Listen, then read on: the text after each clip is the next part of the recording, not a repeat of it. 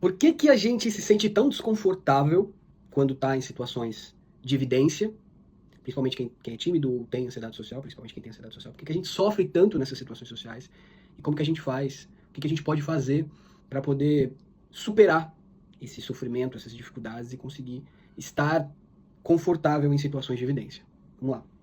O tema desse vídeo surgiu quando eu estava assistindo um outro vídeo que eu vou colocar aqui do lado, ou aqui, não sei onde na edição aqui eu vou conseguir colocar, mas enfim. E é um vídeo bem fofinho, assim, você vai estar assistindo aqui enquanto eu tô falando. A ideia desse vídeo, a proposta dele é mostrar bebês, crianças, em situações ali de evidência, e quando eu vi esse vídeo, me veio várias reflexões que eu até compartilhei lá no grupo do programa Novo Eu, da comunidade, e senti de fazer um vídeo também pra gente poder se aprofundar sobre essas reflexões que eu achei bem interessantes. Eu acho que pode ajudar muito você que tem dificuldade, tem desconforto, tem ansiedade, tem sofrimento em situações que você esteja em evidência. Uma apresentação em público, numa reunião, ou às vezes até situações que a gente nem está em evidência, mas a gente tem a percepção de estar em evidência e tem todos aquele sofrimento, aqueles desconfortos e a ansiedade, o medo, enfim, reações fisiológicas, emocionais e comportamentais. Quando eu assisti esse vídeo, a primeira coisa que eu percebi foi cada criança, cada bebê ali, reagiu àquela situação de estar em evidência. Se você perceber bem, cada uma reagiu de uma maneira diferente. Algumas, de cara, logo sorriu, sabe? Que gostoso tá aqui, que prazeroso receber essa atenção. Né? Outras já ficaram um pouquinho mais tentando entender o que estava acontecendo e depois que eles entenderam, aí eles sorriram. Outros, eu senti, pelo menos na minha percepção, que eles ficaram desconfortáveis. Opa, peraí, o que está acontecendo? Rolou um desconforto ali. Só depois que eles repetiram, e aí a gente não sabe quantas vezes eles repetiram, né? É um vídeo editado, mas só depois que eles repetiram a atuação ali, a movimentação de deixar a criança ali em evidência, que ela sorriu, mas no primeiro momento ela se sentiu desconfortável, pelo menos foi a minha percepção, pela fisionomia, pela reação da criança ali.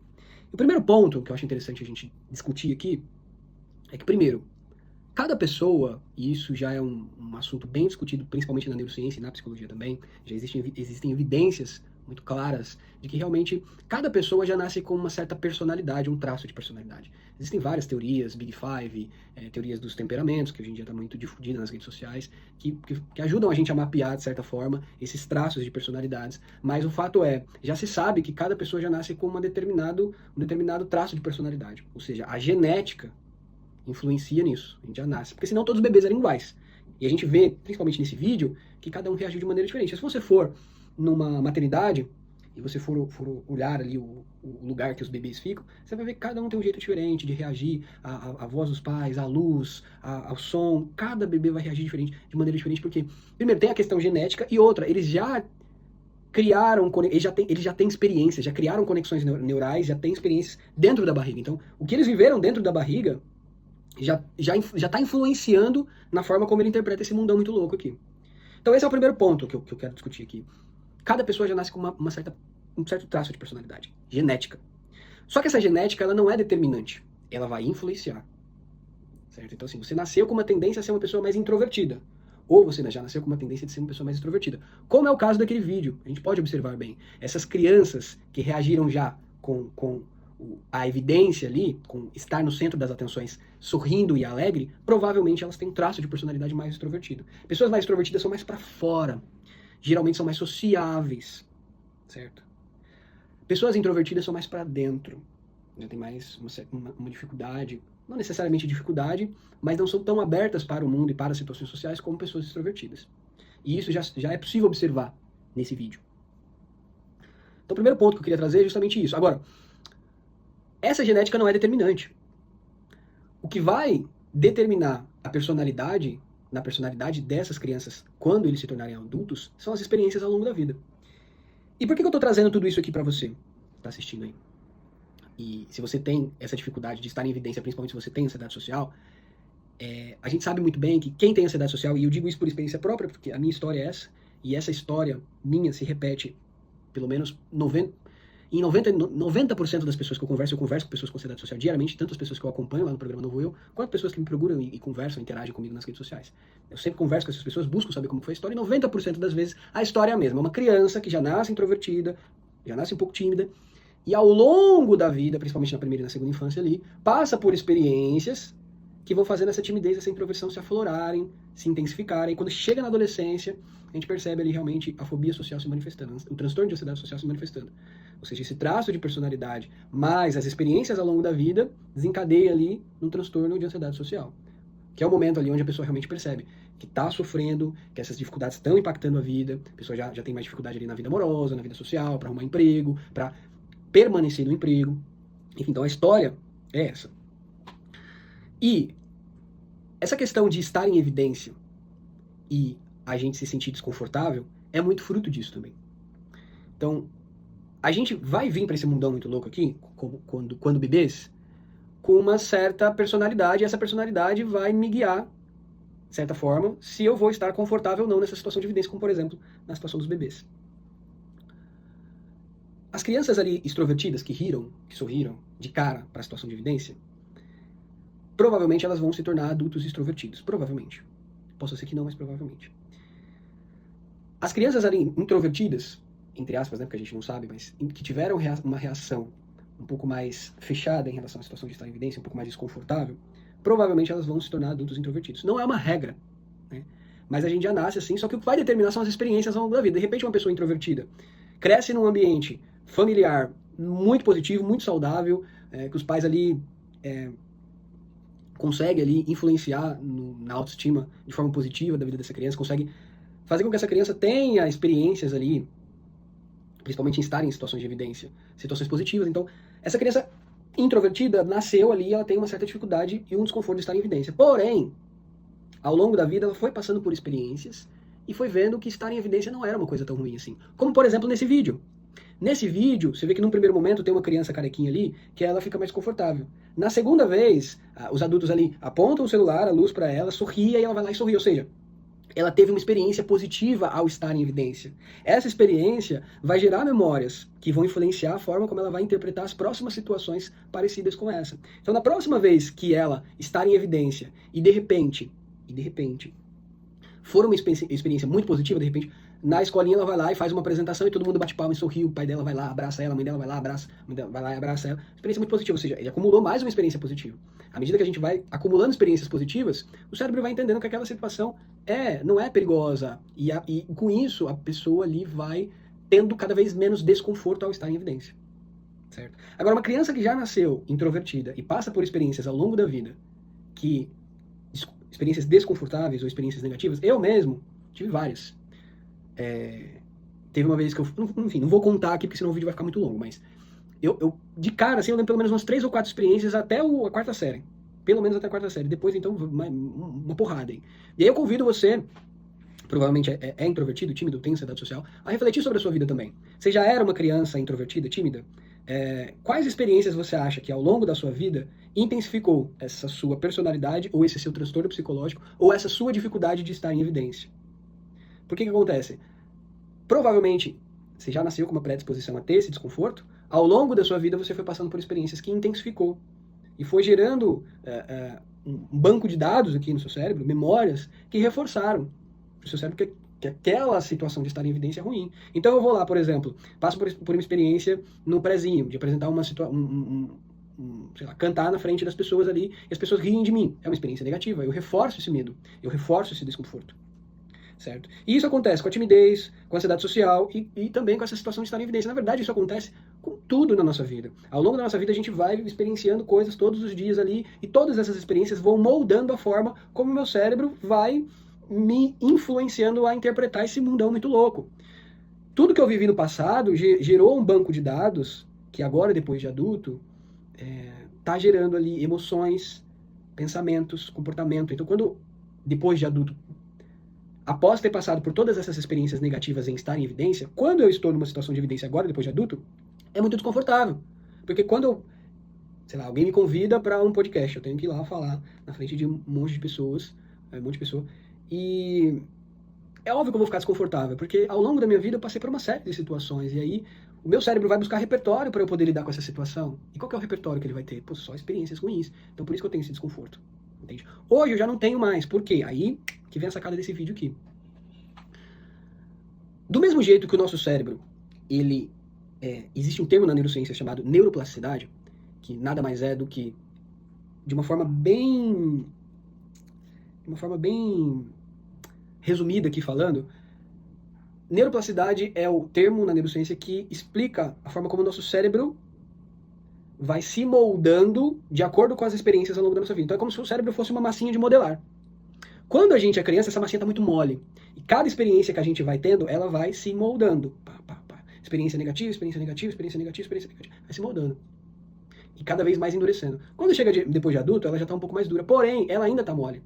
Mole entre aspas. Tá? Ela ainda está moldável. Então, da mesma forma que essas experiências do passado, até a minha própria genética, mas principalmente as experiências do passado, me fizeram ter desconforto, hoje, em situações de estar em evidência, se eu passar por diversas outras experiências positivas, estando em evidência, eu vou criar novas conexões sinápticas e eu vou modelar, entre aspas, o meu cérebro de uma maneira diferente.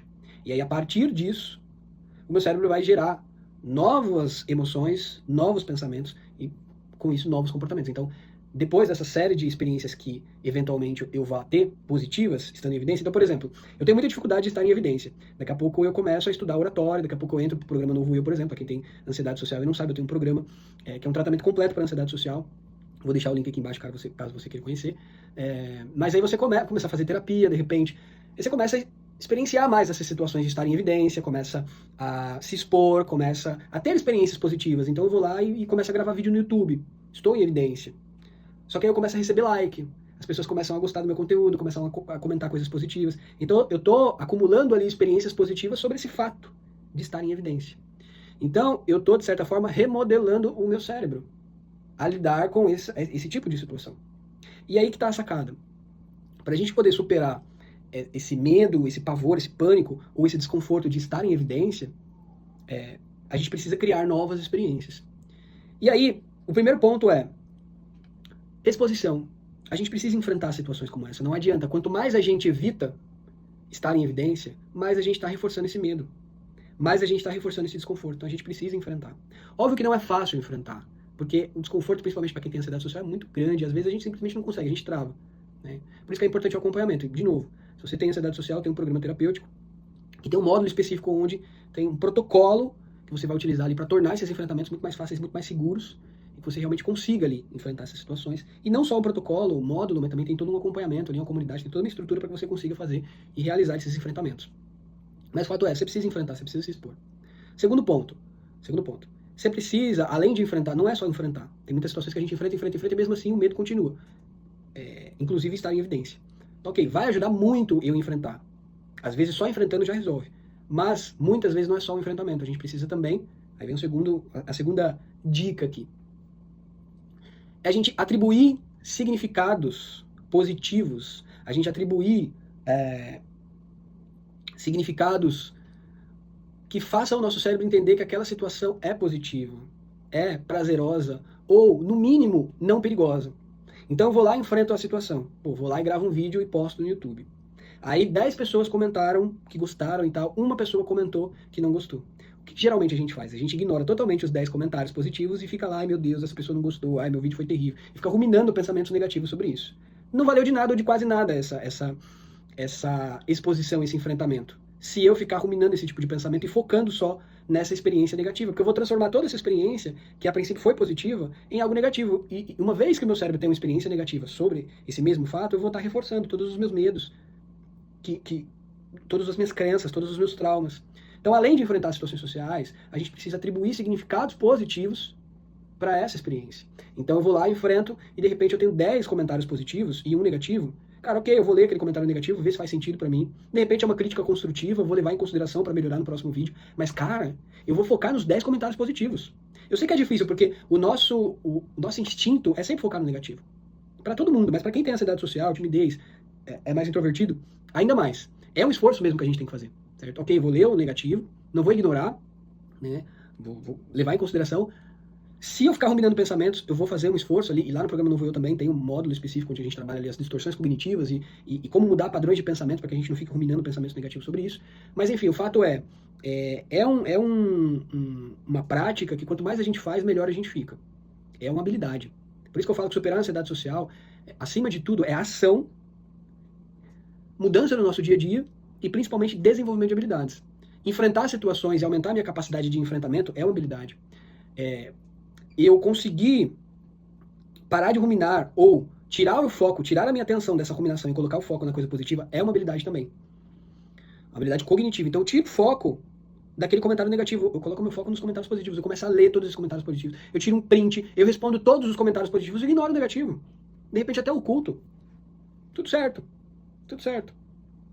Porque assim, uma vez que a gente faz esse movimento, e o que eu posso fazer mais também? Né? Ao invés de ruminar pensamentos negativos, é uma coisa que eu sempre oriento os membros lá do programa a fazerem. Faz uma lista, escreve todas as coisas positivas que aconteceram nesse enfrentamento ou por conta desse enfrentamento. Então, eu gravei um vídeo. Só o fato de eu ter enfrentado a situação já foi ótimo. Eu recebi 10 comentários positivos. Ótimo. Eu gostei muito do conteúdo. Eu gostei muito da forma que eu falei. É o meu 10º vídeo do canal. Sei lá, esse vídeo teve não sei quantas visualizações. É um assunto que eu gosto de falar. Minha mãe viu esse vídeo e me elogiou. Enfim, o máximo de coisas positivas. Ele pode parecer algo bobo, mas ajuda muito, porque no momento que eu começo a fazer essa lista e pensar em coisas positivas, eu já tirei o foco da ruminação aqui dos pensamentos negativos. Entende? Óbvio que nossa mente ela vai pregar peças. Quando eu terminar essa lista, daqui a pouco vai para lá de novo. Aí eu faço outro movimento. Eu vou me distrair. Eu vou racionalizar essa situação e vou para lá de novo. É um movimento. Quanto mais a gente treina isso, mais fácil fica. Daqui a pouco vai automático. Opa, ok, eu vi esse comentário negativo, mas pera, deixa eu focar aqui. Vou focar no positivo. E gradativamente, à medida que a gente for enfrentando essas situações e atribuindo significados positivos, a gente vai criando novas memórias. Essa big data, né? Esse banco de dados vai mudando. Uma vez que esse banco de dados muda, de repente, óbvio que não é uma experiência só, não é só um enfrentamento. A gente precisa enfrentar várias vezes.